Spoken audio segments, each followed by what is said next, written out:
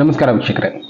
Last ಪ್ರೋಗ್ರಾಮ್ಗಳಲ್ಲಿ sim show ಬಗ್ಗೆ ನಿಮಗೆ explain ಮಾಡಿದ್ದೆ. ಅದರಲ್ಲಿ ಎಷ್ಟೋ ವಿಷಯಗಳು ನಿಜ ಆಗ್ತಾ ಇದ್ದಾವೆ. ಅದರಲ್ಲಿ ಒಂದು, ನ್ಯೂಕ್ಲಿಯರ್ ಬಾಂಬ್ಗಳು ಇದ್ದಕ್ಕಿದ್ದಾಗೆ ಎಕ್ಸ್ಪ್ಲೋಡ್ ಆಗ್ಬೋದು. ಬೇರೆ ಬೇರೆ ಕಡೆ ಇರುವಂಥ ಭೂಮಿ ಮೇಲೆ ಎಷ್ಟೋ ಕಡೆ ಬಾಂಬ್ಗಳಿದೆ, ಆ ಬಾಂಬ್ಗಳು ಇದ್ದಕ್ಕಿದ್ದಾಗೆ ಎಕ್ಸ್ಪ್ಲೋಡ್ ಆಗುವಂಥ ಚಾನ್ಸಸ್ ಇರುತ್ತೆ ಅಂತ ಒಂದು ಪ್ರೋಗ್ರಾಮ್ ಮಾಡಿ ನಿಮಗೆ ತಿಳಿಸಿದ್ದೆ.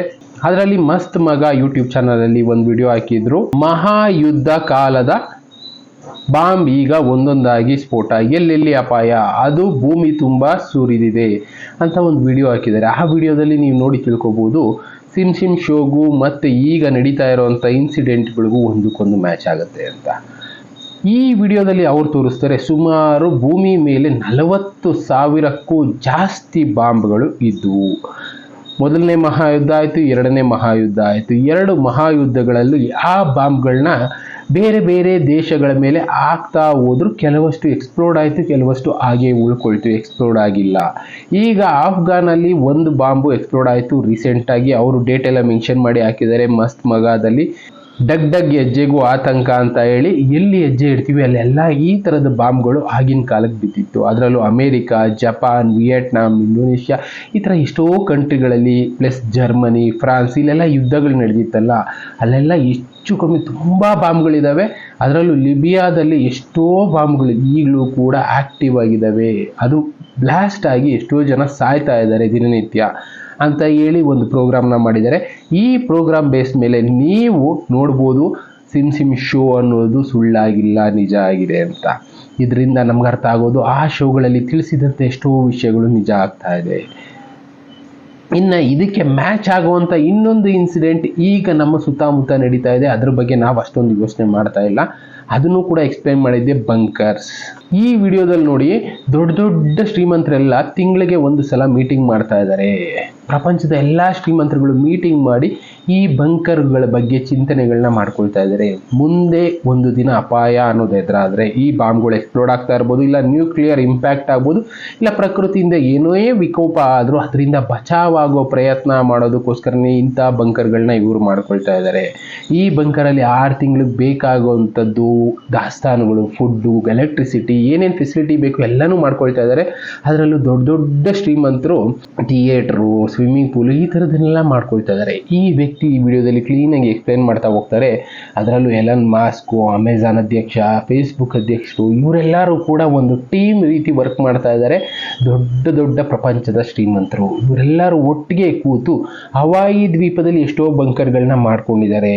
ಸಮುದ್ರದ ಮಧ್ಯದಲ್ಲಿರುವಂಥ ಹವಾಯಿ ದ್ವೀಪ, ಯಾವುದೇ ಭೂಭಾಗದಿಂದ ಅಲ್ಲಿಗೆ ರೀಚ್ ಆಗಬೇಕು ಒಂದು ಸುಮಾರು 1000 ಕಿಲೋಮೀಟರ್ ಟ್ರಾವೆಲ್ ಮಾಡಬೇಕು. ಅಂಥ ದ್ವೀಪಗಳಲ್ಲಿ ಈ ಥರ ಸ್ಟೀಲ್ ಗೇಟ್ಗಳು, ಸುಮಾರು 6 ಇಂಚು ಥಿಕ್ನೆಸ್ ಇರುವಂಥ ಸ್ಟೀಲ್ ಗೇಟ್ಗಳ ಮಧ್ಯೆ ಆ ಬಂಕರ್ಗಳನ್ನ ಮಾಡ್ಕೊಂಡಿದ್ದಾರೆ, ಭೂಮಿಯಿಂದ 106 ಅಡಿ ಆಳದಲ್ಲಿ. ಕಾರಣ ಬಂದು ಮುಂದೆ ಯಾವುದೇ ರೀತಿ ವಿಪತ್ತು ಅನ್ನೋದು ಸಂಭವಿಸಿದ್ರೆ, ನ್ಯೂಕ್ಲಿಯರ್ ವಾರ್ಗಳಾದರೆ ಅವುಗಳಿಂದ ಇವರಿಗೆ ಯಾವುದೇ ರೀತಿ ಇಂಪ್ಯಾಕ್ಟ್ ಆಗುವುದಿಲ್ಲ. ಈ ಥರ ಬಂಕರ್ಗಳನ್ನ ಎಲ್ಲ ಕಡೆ ಮಾಡ್ಕೊಳ್ತಾ ಇದ್ದಾರೆ ಶ್ರೀಮಂತರುಗಳು. ಅದರಲ್ಲೂ ಇವ್ರು ತೋರಿಸೋ ಪ್ರಕಾರ ಬಿಲ್ ಗೇಟ್ಸು, ಈ ಕಡೆ ಎಲನ್ ಮಾಸ್ಕು, ಅಮೆಜಾನ್ ಅವರು, ಎಷ್ಟೋ ಜನ ಶ್ರೀಮಂತರುಗಳು ಇವರೆಲ್ಲರದು ಒಂದು ಟೀಮ್ ರೀತಿಯೇ ವರ್ಕ್ ಮಾಡ್ತಾ ಇದೆ. ತಿಂಗಳಲ್ಲಿ ಒಂದು ಸಲನಾದರೂ ಮೀಟ್ ಆಗಿ ಅವರು ಈ ಬಂಕರ್ಗಳ ಬಗ್ಗೆ ಡಿಸ್ಕಷನ್ ಮಾಡ್ತಾ ಇದ್ದಾರೆ. ಅದನ್ನು ಬಿಟ್ಟು ನೆಕ್ಸ್ಟ್ ಲೆವೆಲ್ ಯೋಚನೆ ಮಾಡ್ತಾ ಇದ್ದಾರೆ. ಈಗ ಎಲನ್ ಮಾಸ್ಕ್ ಅವರು ಒಂದು ಯೋಚನೆ ಮಾಡ್ತಾ ಇದ್ರು, ಬೇರೆ ಗ್ರಹದಲ್ಲಿ ಹೋಗಿ ವಾಸ ಮಾಡೋಣ, ಇಲ್ಲ ಆಕಾಶದಲ್ಲಿ ಸ್ವಲ್ಪ ದಿನ ವಾಸ ಮಾಡೋದಕ್ಕೆ ನಮ್ಮ ಕೈಲಿ ಆಗುತ್ತಾ, ನಮ್ಮ ಬಾಡಿ ಅದನ್ನು ತಡ್ಕೊಳ್ಳುತ್ತಾ ಅಂತ ಎಲ್ಲ ಸ್ಟಡಿ ಮಾಡ್ತಾ ಇದ್ರು. 2023ರಲ್ಲಿ ಇದ್ರ ಬಗ್ಗೆ ಟ್ರಯಲ್ ಎಲ್ಲ ಕೂಡ ಮಾಡಿದ್ರು. ಆ ಬೇಸ್ ಮೇಲೆ ಹೇಳೋದಾದರೆ, ಹೌದು, ಭೂಮಿ ಮೇಲೆ ಏನೋ ಒಂದು ಆಗ್ತಾ ಇದೆ, ಅದನ್ನು ನಾವು ಅರ್ಥ ಮಾಡ್ಕೊಳ್ತಾ ಇಲ್ಲ.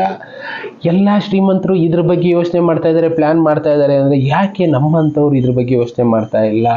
ಏನೂ ಆಗಲ್ಲ ಅಂದಿದ್ರೆ ಆ ಶ್ರೀಮಂತರು ಅದ್ರ ಬಗ್ಗೆ ಯೋಚನೆ ಮಾಡೋದಕ್ಕೆ ಹೋಗ್ತಾ ಇರಲಿಲ್ಲ.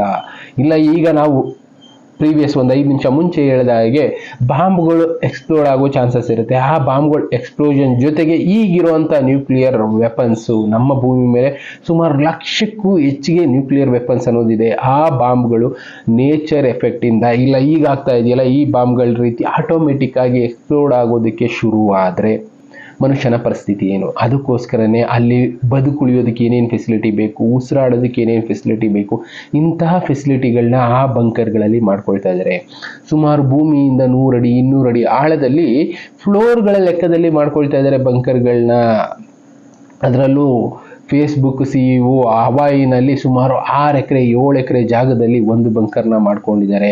ಆ ಬಂಕರ್ ಸುತ್ತ ಎಷ್ಟರ ಮಟ್ಟಿಗೆ ಸೆಕ್ಯೂರಿಟಿ ಇದೆ ಅಂದರೆ ಯಾರು ಕೂಡ ಆ ಬಂಕರ್ ಹತ್ರ ಹೋಗಿ ರೀಚ್ ಆಗೋದಕ್ಕಾಗೋದಿಲ್ಲ. ಸುಮಾರು 8 ಅಡಿ 10 ಅಡಿ ಗೋಡೆಗಳು, ಅದ್ರ ಜೊತೆಗೆ ಬೇರೆ ಬೇರೆ ರೀತಿ ಸೆಕ್ಯೂರಿಟಿ ಫೆಸಿಲಿಟಿಗಳನ್ನ ಅದಕ್ಕೆಲ್ಲ ಮಾಡ್ಕೊಂಡಿದ್ದಾರೆ. ಇದಕ್ಕೆ ಎಷ್ಟೋ ಕೋಟ್ಯಾಂತರ ರೂಪಾಯಿ, 100 ಕೋಟಿ ನಮಗೆ ಲೆಕ್ಕ ಹಾಕೋದಕ್ಕೂ ಕಷ್ಟ ಆಗ್ಬೋದು, ಅಂಥ 100 ಕೋಟಿ ಖರ್ಚು ಮಾಡಿ ಅವರು ಈ ಬಂಕರ್ಗಳನ್ನ ಸಿದ್ಧ ಮಾಡ್ಕೊಳ್ತಾ ಇದ್ದಾರೆ. ಅಂದರೆ ಅವ್ರಿಗೇನಾದರೂ ಹುಚ್ಚ ಈ ಥರ ಪ್ಲ್ಯಾನ್ ಮಾಡ್ಕೊಳ್ಳೋದಕ್ಕೆ ಅಂತಲೇ ಕೆಲವಷ್ಟು ಜನ ಹೇಳ್ಬೋದು. ಈವನ್ ಬಿಲ್ ಗೇಟ್ಸ್ ಕೂಡ ಈ ರೀತಿ ಬಂಕರ್ಗಳ ಬಗ್ಗೆ ಯೋಚನೆ ಮಾಡ್ತಾ ಇದ್ದಾರೆ ಅಂದರೆ ಲೆಕ್ಕ ಹಾಕಿ. ಎಲ್ಲರೂ ಕೂಡ ಒಂದೇ ಯೋಚನೆ ಮಾಡ್ತಾ ಇರೋದು. ಅದರಲ್ಲಿ ಬಿಲ್ ಗೇಟ್ಸ್ ಅವ್ರು ಏನು ಮಾಡ್ತಾ ಇದ್ದಾರೆ, ಅವ್ರ ಸುತ್ತಮುತ್ತ ಇರುವಂಥ ಸಣ್ಣ ಸಣ್ಣ ಮನೆಗಳಲ್ಲೂ ಕೂಡ ಬಂಕರ್ಗಳು, ಚಿಕ್ಕ ಚಿಕ್ಕ ಬಂಕರ್ಗಳನ್ನ ಮಾಡ್ಕೊಂಡಿದ್ದಾರೆ. ಅದರಲ್ಲಿ ಅವ್ರಿಗೆ ಬೇಕಾಗಿರೋ ಫೆಸಿಲಿಟಿ ಏನೇನು ಬೇಕು, ಊಟ ತಿಂಡಿ ಫೆಸಿಲಿಟಿ ಆಗ್ಬೋದು, ಬೇರೆ ಫೆಸಿಲಿಟಿ ಆಗ್ಬೋದು, ಎಲ್ಲ ಫೆಸಿಲಿಟಿಗಳನ್ನು ರೆಡಿ ಮಾಡ್ಕೊಂಡು ಇಟ್ಕೊಳ್ತಾ ಇದ್ದಾರೆ. ಇನ್ನು ದೊಡ್ಡ ದೊಡ್ಡ ಶ್ರೀಮಂತರು ಅನ್ನಲ್ಲ, ಅದಕ್ಕೆ ಇಂಥ ಶ್ರೀಮಂತರುಗಳು ಅಲ್ಲಿರೋ ಫೆಸಿಲಿಟಿ ಜೊತೆಗೆ ಒಂದು 6 ತಿಂಗಳು ವರ್ಷ ಆದ್ರೂ ಫುಡ್ಡನ್ನು ಅವರೇ ಬೆಳ್ಕೊಂಡು ತಿನ್ನೋಂಗಿರಬೇಕು. ಅದಕ್ಕೆ ಕೆಲಸಗಾರರಿಗೆ ಏನು ಫೆಸಿಲಿಟಿ ಬೇಕು, ಅದರೊಳಗಡೆ ಕೆಲಸಗಾರರು ಯಾವ ರೀತಿ ಇರಬಹುದು ಅಂಥ ಫೆಸಿಲಿಟಿಗಳನ್ನು ಮಾಡ್ಕೊಂಡಿದ್ದಾರೆ. ಈವನ್ ಅದರೊಳಗಡೆಗೆ ಬೇಕಾದರೆ ಹೆಲಿಪ್ಯಾಡ್ನ ಲ್ಯಾಂಡ್ ಮಾಡ್ಬೋದು, ಹೆಲಿಕಾಪ್ಟರ್ನ ತೊಗೊಂಡೋಗಿ ಲ್ಯಾಂಡ್ ಮಾಡ್ಬೋದು, ಆ ಥರ ಮಾಡ್ಕೊಂಡಿದ್ದಾರೆ. ಇನ್ನು ಅದರೊಳಗಡೆ ಗಾರ್ಡನಿಂಗು, ಗಿಡಗಳನ್ನ ಬೆಳಿಬೋದು, ತರಕಾರಿಗಳನ್ನ ಬೆಳಿಬೋದು ಆ ಬಂಕರ್ಗಳಲ್ಲಿ. ಆ ಥರ ಫೆಸಿಲಿಟಿಗಳನ್ನ ಮಾಡ್ಕೊಳ್ತಾ ಇದ್ದಾರೆ ಅಂದರೆ ಲೆಕ್ಕ ಹಾಕಿ. ನಾನು ಹೇಳಿದ್ನಲ್ಲ, ಫ್ಲೋರ್ಸ್ಗಳನ್ನ ಮಾಡ್ಕೊಳ್ತಾ ಇದ್ದಾರೆ ಅಂತ ಇದರಲ್ಲಿ ತೋರಿಸ್ತಾ ಇದ್ದಾರೆ ನೋಡಿ. ಎಷ್ಟೋ ಫ್ಲೋರ್ಗಳನ್ನ ಮಾಡಿಕೊಂಡು ಆ ಫ್ಲೋರ್ಗಳಲ್ಲಿ ಒಂದೊಂದಕ್ಕೆ ಒಂದೊಂದು ರೀತಿ ಫೆಸಿಲಿಟಿಗಳನ್ನ ಮಾಡ್ಕೊಂಡಿದ್ದಾರೆ. ಅದರಲ್ಲಿ ಕೆಲವೊಬ್ಬರು ಸ್ವಿಮ್ಮಿಂಗ್ ಪೂಲ್ಗಳನ್ನ ಮಾಡ್ಕೊಂಡ್ರು, ಥಿಯೇಟರ್ಗಳನ್ನ ಮಾಡ್ಕೊಂಡ್ರು, ಬೇರೆ ಬೇರೆ ಫೆಸಿಲಿಟಿಗಳನ್ನ ಮಾಡ್ಕೊಳ್ತಾ ಇದ್ದಾರೆ. ಇದನ್ನೆಲ್ಲ ನೋಡ್ತಾ ಇರುವಂಥ ಅಮೆರಿಕಾದ ಆರ್ಟಿಸ್ಟ್ಗಳು ಕೂಡ ಬಂಕರ್ಗಳನ್ನ ಮಾಡ್ಕೊಳ್ಳೋದಕ್ಕೆ ಶುರು ಮಾಡಿದ್ದಾರೆ. ಆದರೆ ಸಣ್ಣ ಸಣ್ಣ ಬಂಕರ್, ಆ ಮಟ್ಟಕ್ಕೆ ದೊಡ್ಡ ಬಂಕರ್ಗಳನ್ನ ಮಾಡ್ಕೊಳ್ಳೋದಕ್ಕಾಗಿಲ್ಲ ಅಂದರೂ ಸಣ್ಣ ಸಣ್ಣ ಬಂಕರು. ಈ ಆರ್ಟಿಸ್ಟ್ ಎಕ್ಸ್ಪ್ಲೈನ್ ಮಾಡ್ತಾ ಇರೋದು ಅದೇ, ನಮ್ಮ ಕೆಪಾಸಿಟಿಗೆ ತಕ್ಕ ಹಾಗೆ ಅವರೆಲ್ಲ ಬಚಾವಾಗೋ ಪ್ರಯತ್ನ ಮಾಡುವಾಗ ನಾವು ಸಣ್ಣದಾಗಾದರೂ ಬಂಕರ್ ಮಾಡ್ಕೊಳ್ಳೋಣ ಅಂತ ಮಾಡ್ಕೊಳ್ತಾ ಇದ್ದಾರೆ. ಅದರಲ್ಲೂ 2012 ಅನ್ನೋದು ಜನರನ್ನ ಭಯಪಡಿಸಿತ್ತು. ಅದನ್ನು ಮೀರಿದ್ದು ಇನ್ನು ನೆಕ್ಸ್ಟ್ ಲೆವೆಲಲ್ಲಿ ಆಗ್ಬೋದು, ಯುದ್ಧ ಆಗ್ಬೋದು, ಇಲ್ಲ ದೊಡ್ಡ ಮಟ್ಟದ ಸುನಾಮಿ ಆಗ್ಬೋದು, ಪ್ರಕೃತಿ ವಿಕೋಪ ಆಗ್ಬೋದು, ಇಲ್ಲ ಯಾವುದೋ ಒಂದು ವಾಲ್ಕೆನೋ ಎಕ್ಸ್ಪ್ಲೋಡ್ ಆಗ್ಬೋದು.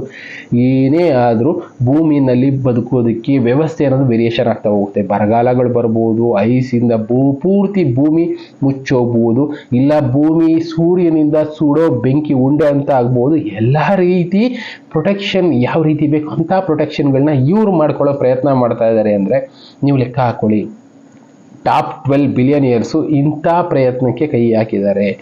ಎಲ್ಲರೂ ಕೂಡ ಅವರ ಸೇಫ್ಟಿನ ನೋಡ್ಕೊಳ್ತಾ ಇದ್ದಾರೆ. ಅವ್ರು ಖರ್ಚು ಮಾಡ್ತಾ ಇರೋವಂಥ ದುಡ್ಡು ಎಷ್ಟು ಮಟ್ಟಿಗಿದೆ ಅಂದರೆ ಎಷ್ಟೋ ಲಕ್ಷ ಮನೆಗಳನ್ನ ಸಾಕ್ಬಿಡ್ಬೋದು, ಅಷ್ಟು ದುಡ್ಡನ್ನ ಖರ್ಚು ಮಾಡಿ ಅವರು ಇಂಥ ಬಂಕರ್ಗಳನ್ನ ರೆಡಿ ಮಾಡ್ಕೊಳ್ತಾ ಇದ್ದಾರೆ.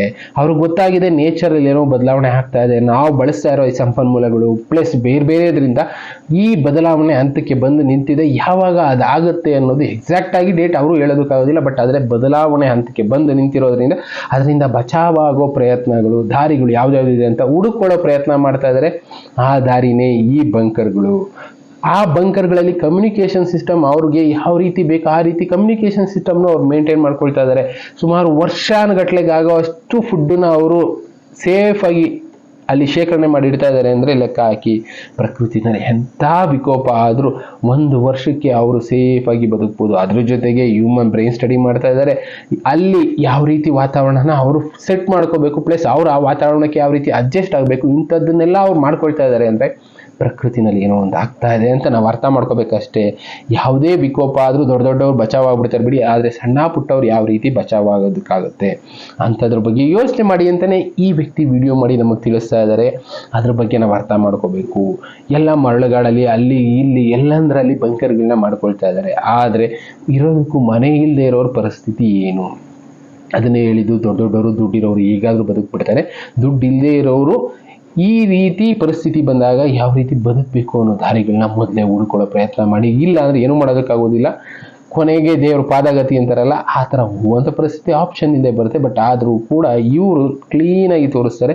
ದೊಡ್ಡವರು ಈ ರೀತಿ ಫಾಸ್ಟಾಗಿ ಆ್ಯಕ್ಟಿವಿಟೀಸ್ ಮಾಡ್ತಾ ಇದ್ದಾರೆ ಅಂದರೆ ಏನೋ ಒಂದು ಬದಲಾವಣೆ ಆಗ್ತಾ ಇದೆ, ಅದನ್ನು ಮಾತ್ರ ಅರ್ಥ ಮಾಡ್ಕೊಳ್ಳಿ ಅಷ್ಟೇ.